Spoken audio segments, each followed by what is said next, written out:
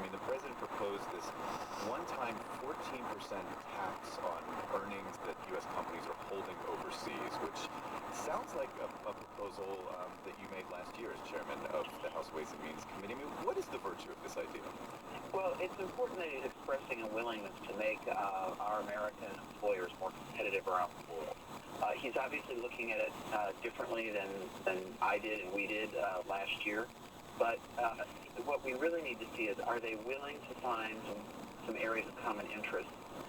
Look, many of our most profitable companies who employ tens of thousands of people have said they cannot compete. We have the highest corporate rate in the world. We are the only country in the world that has this double system of taxation. So there's more than $2 trillion stranded overseas that isn't brought back and invested here in the United States to create jobs for middle-class families. So, yes, he's actually expressing a willingness to talk about that area.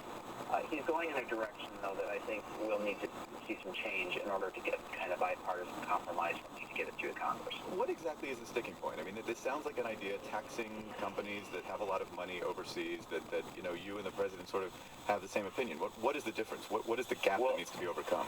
The difference is he's not combining it with policies that will make our companies more competitive. He's leaving corporate rates the same. Those rates will have to come down. Look, Canada and Mexico have both revised their tax systems, our neighbors that we trade very heavily with. Most of Europe has lowered their business taxes. We're going to have to look at that in connection. So it's about an entire package. It's about looking at what this does in context of a number of other policies. It's not possible to sort of cherry pick one or two. You've got to really look at this in detail. They need to come forward with a lot more.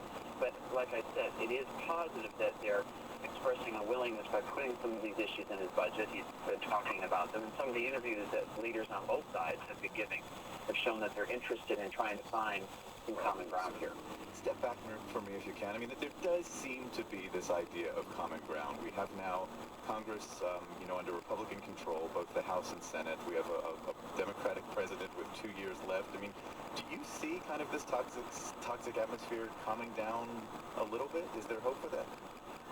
Many of us see the election as an economy and jobs election, and I think there's a lot of pressure on both parties to try to find a way to make things better for the American people. As I said, no one's satisfied with this recovery, and polls show that Americans think that their kids aren't going to have it as good as they did, and that really goes to the heart of the American dream. So we really do need to see some progress if possible here. We have a window before we really get into the presidential election that